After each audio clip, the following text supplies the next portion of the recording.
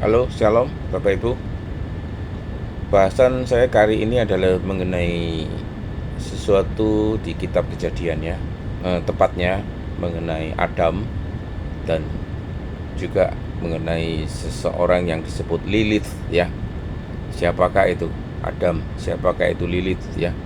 Dan saya ingin membandingkannya dengan gambaran ya. Gambaran mengenai manusia purba gitu ya.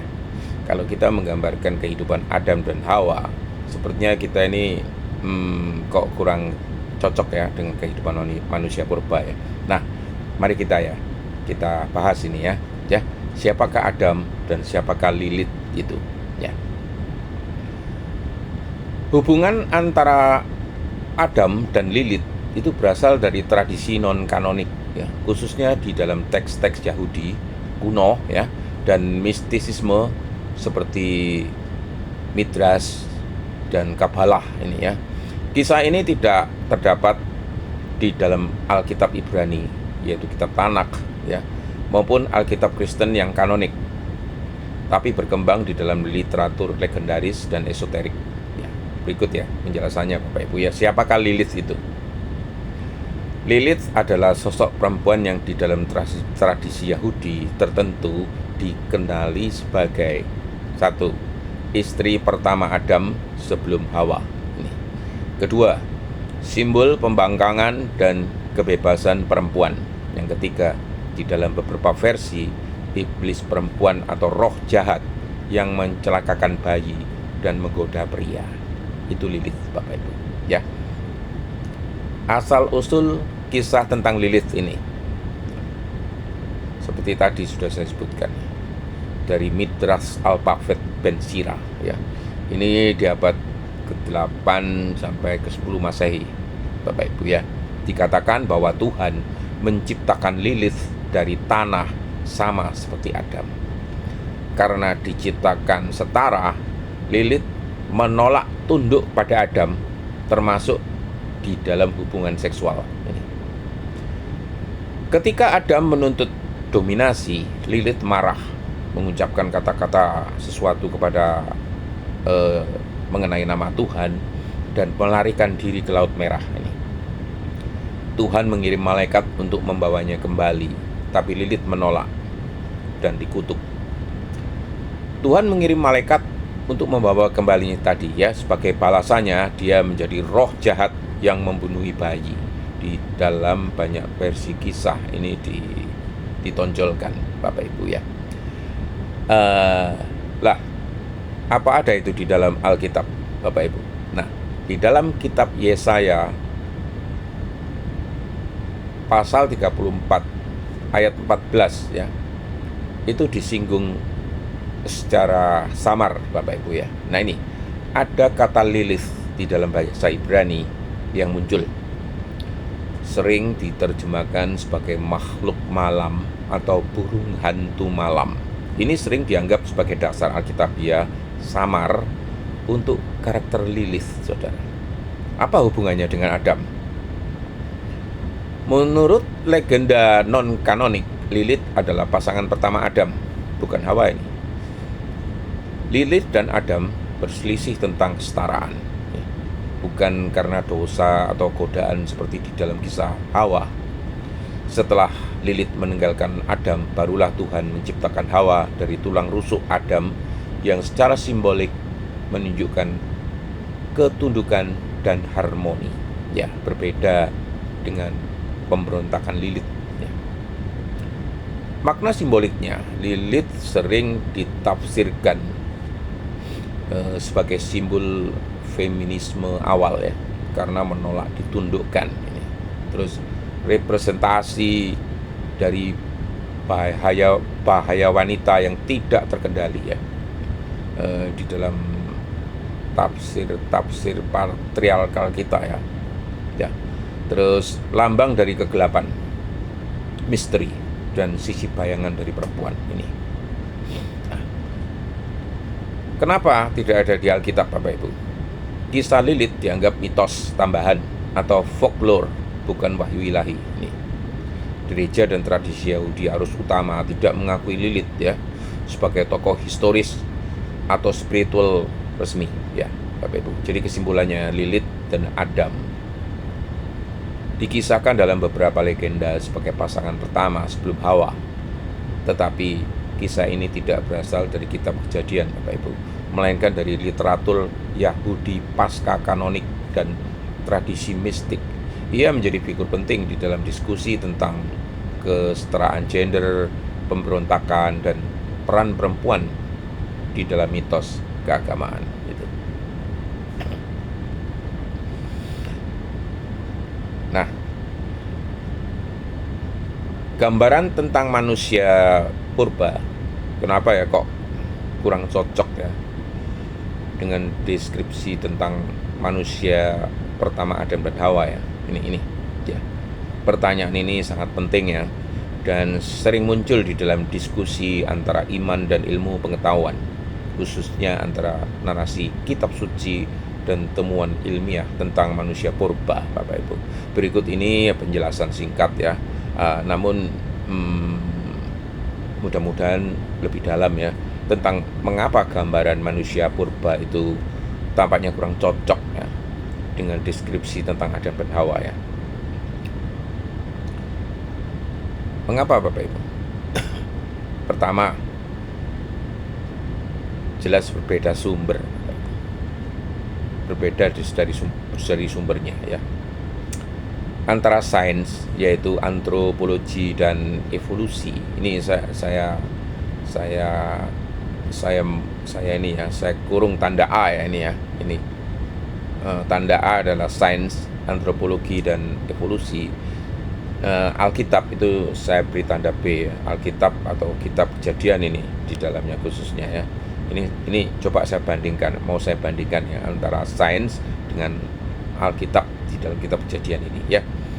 Sains sumbernya dari pengamatan fosil atau DNA, itu jelas bedanya ini ya. Sedangkan dari Alkitab sumbernya dari wahyu ilahi itu ya. Terus sains tujuannya menjelaskan asal-usul biologis manusia, sedangkan Alkitab tujuannya menjelaskan asal-usul spiritual dan moral manusia. Bedanya ini. Sains, tokoh utamanya Homo habilis, Homo erectus, Neanderthal yang berakhir dengan Homo sapiens, Bapak Ibu. Sedangkan Alkitab tokoh utamanya Adam dan Hawa ini ya. Sains metodenya evolusi bertahap ya, secara pelan, jutaan tahun berlangsungnya. Alkitab metodenya penciptaan langsung oleh Tuhan, straight, cepat ya. Nah, manusia purba di dalam pandangan ilmiah ini Bapak Ibu ya, ilmu pengetahuan menemukan hal-hal ini mengenai manusia purba ini secara ilmiah ya Bapak Ibu ya. Fosil manusia purba yang hidup jutaan hingga ratusan ribu tahun ditemukan. Nah, ada proses evolusi biologis ya dari makhluk mirip kera yaitu Homo habilis menjadi Homo erectus ya, sedikit lebih maju evolusinya ya. Kemudian ya lebih maju lagi, paling maju Homo sapiens Bapak Ibu ya. Bukti DNA dan alat-alat batu yang menunjukkan kemampuan berkembang secara bertahap ditemukan. Implikasinya apa? Adam dan Hawa sebagai pasangan manusia pertama yang diciptakan sekaligus dewasa tampaknya tidak sesuai dengan model ini itu ya. Terus di dalam sains tidak ada satu pasangan manusia pertama yang jelas ini ya. Evolusi bekerja pada ranah populasi, bukan pada individu tunggal. Ini beda banget Bapak Ibu ya. Terus deskripsi kitab Kejadian tentang Adam dan Hawa itu menurut kitab Kejadian, Tuhan menciptakan Adam dari debu tanah dan Hawa dari tulang rusuk Adam. Ini. Mereka diciptakan langsung, lengkap secara fisik mental dan spiritual, Bapak Ibu. Hidup di Taman Eden dengan relasi pribadi bersama Tuhan. Implikasinya apa, Bapak Ibu? Tidak ada proses evolusi bertahap seperti di dalam sains. Ya. Fokusnya bukan biologi, tapi relasi manusia dengan Tuhan, moralitas, dan dosa. Beda jauh kan bedanya, Bapak Ibu? Ya. Jadi Bapak Ibu tahu sekarang. Mengapa terlihat kurang cocok? Karena keduanya menjawab pertanyaan dan memakai bahasa serta tujuan yang tidak sama. Pertanyaan apa? Bahasa apa? Tujuan apa? Pertama, pertanyaan, bagaimana manusia muncul secara biologis? Dari sisi sains, ada jawabannya, Bapak. Evolusi bertahap. Tapi dari kitab Kejadian tidak dijelaskan. Perhatikan lagi pertanyaan ini. Siapakah manusia secara spiritual? Dari sisi sains, lagi-lagi tidak dijelaskan. Tapi dari sisi kitab Kejadian, makhluk ciptaan Tuhan segambar dengannya. Satu pertanyaan lagi. Kapan manusia berdosa? Dari sisi sains, tidak diketahui. Dari sisi kitab Kejadian, saat Adam dan Hawa melanggar perintah Tuhan. Nah ini.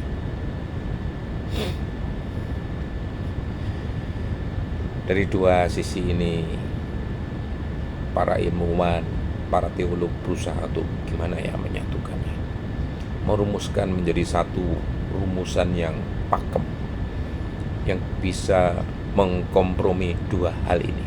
Nah, upaya rekonsiliasi atau ada beberapa pandangan, Bapak Ibu. Yang pertama, kreasionisme murni atau literal. Apa itu? Adam dan Hawa, manusia pertama secara fisik dan spiritual, menolak teori evolusi. Umur bumi kan ada 6.000 tahun. Jadi sejak awal memang Adam dan Hawa itu diciptakan sempurna, tidak berevolusi. Yang kedua, evolusi teistik.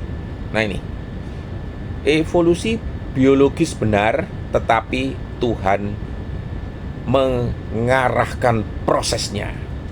Jadi ada campur tangan Tuhan dalam teori evolusi itu. Karena itu bisa dianggap benar.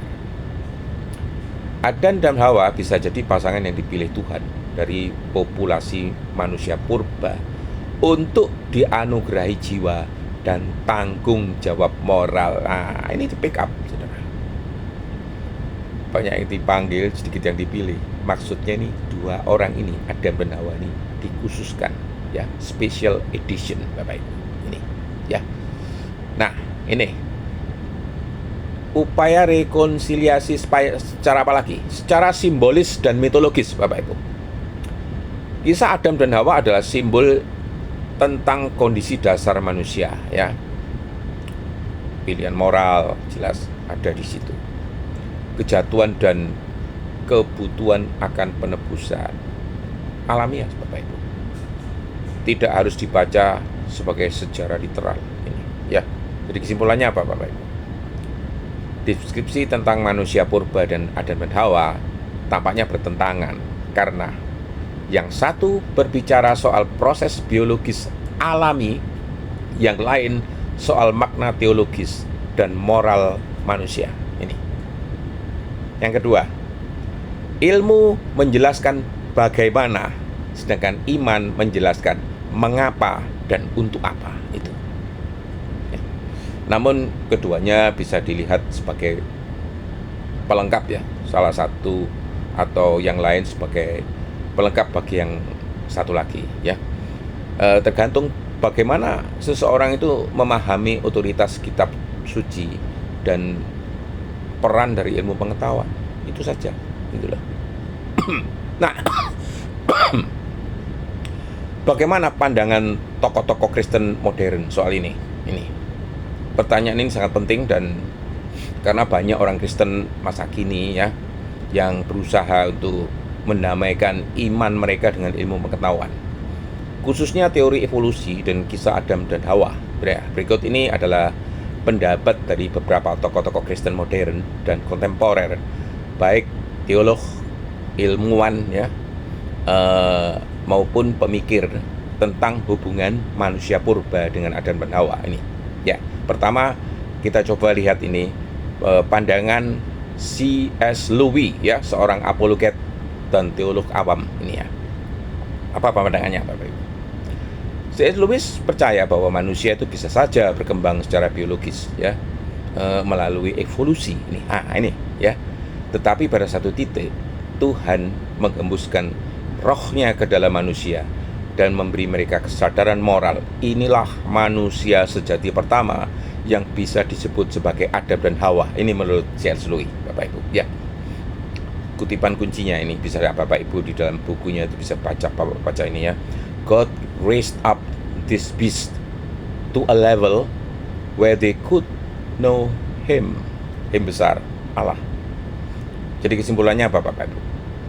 Evolusi mungkin benar, tapi spiritualitas dan kejatuhan moral manusia itu unik dan ilahi. Kembalinya ke situ.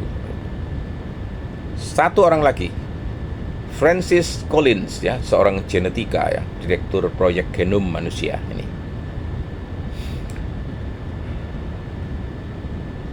Posisinya orang ini atau Francis Collins ini adalah sebagai Kristen Injili dan ilmuwan ya.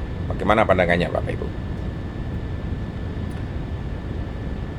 Mendukung evolusi teistik, yaitu bahwa Tuhan menggunakan evolusi untuk menciptakan manusia ini. Di dalam bukunya The Language of God ya, ia menjelaskan bahwa sains dan iman tidak perlu bertentangan. Menolak ide bahwa Adam dan Hawa adalah satu pasangan biologis pertama, tetapi percaya bahwa pada suatu titik Tuhan bisa menyingkapkan dirinya kepada sekelompok Homo sapiens yang lalu menjadi manusia rohani.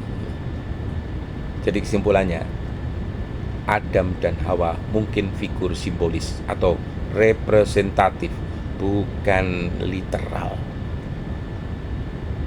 Ya. Satu lagi orang, N.T. Wright, seorang teolog Perjanjian Baru, Bapak Ibu. Pandangannya apa? Tidak menolak evolusi, tapi menekankan bahwa kisah di Kejadian 1-3 itu adalah teologis, bukan ilmiah. Menyatakan bahwa kisah Adam dan Hawa adalah tentang identitas Israel dan manusia, bukan tentang biologi. Di dalam tafsirannya Adam dan Hawa mewakili umat manusia, bukan dua individu pertama secara genetik. Jadi kesimpulannya, fokus pada makna spiritual dan simbolik ya, bukan pada fakta ilmiah atau secara literal. Ini orang percaya cocok dan setuju dengan pandangan N.T. Wright ini sebagian besar Bapak Ibu ya. Nah sekarang bagaimana pandangan Gereja Katolik, terutama Paus Benediktus ke-16 dan Paus Fransiskus? Nah ini Bapak Ibu ya, Paus Benediktus ke-16 menyatakan evolusi bisa diterima asal tidak menghapuskan peran Allah sebagai pencipta. Kompromistis ini Bapak Ibu. Paus Fransiskus di dalam pidatonya pada tahun 2014 ya, mengatakan bahwa evolusi dan penciptaan tidak saling bertentangan, karena evolusi memulihkan penciptaan dan jiwa manusia diciptakan langsung oleh Tuhan. Ini kalau saya boleh koreksi, ini bukan memulihkan tetapi menyempurnakan. Jadi ini diproses. Jadi penciptaan pertama dulu itu tidak langsung jadi Bapak Ibu, dianggap proses. Katekismus Gereja Katolik atau KJK yang angka 66366, jiwa manusia itu diciptakan secara langsung oleh Allah, tidak berevolusi. Ingat ya Bapak Ibu, jiwa loh, bukan body, bukan tubuh ya. Jadi kesimpulannya, evolusi tubuh manusia bisa diterima asal jiwa tetap dipandang berasal dari Allah. mistis lagi ini Bapak Ibu ya. Yang terakhir, John Walton ya, ini seorang profesor perjanjian lama ya Bapak Ibu ya, di dalam bukunya The Lost World of Adam and Eve mengatakan Kejadian 1 sampai 3 adalah konteks kuno, bukan ilmu modern. Saya agak bingung mengartikannya bagaimana. Coba ya, tapi saya teruskan dulu ya. Adam dan Hawa bisa saja figur sejarah, tapi dipilih dari populasi manusia purba yang sudah ada. Ini. Fokus kisahnya adalah fungsi dan relasi, bukan urutan kejadian ilmiah. Ini, ya. Jadi kesimpulannya menurut John Walton, ya, Alkitab tidak bertujuan memberi sains, tetapi memberi pengertian teologis tentang manusia dan dosa. Benar, kesimpulan ini tidak salah ini Bapak Ibu ya. Jadi kesimpulan umumnya bagaimana? Para tokoh Kristen modern tidak lagi melihat bahwa menerima evolusi itu berarti menolak iman. Tidak Bapak Ibu ya. Sebaliknya, banyak di antara mereka itu berusaha untuk pertama, menjaga otoritas kitab suci, right. Kedua, menghargai penemuan ilmiah, oke. Ketiga, menemukan makna spiritual dan moral dari kisah Adam dan Hawa, meskipun tidak selalu secara literal. Boleh. Nah, itu Bapak Ibu ya. Saya sampai di akhir bahasan saya kali ini Bapak Ibu. Terima kasih. Shalom Bapak Ibu, semoga Tuhan memberkati. Amin.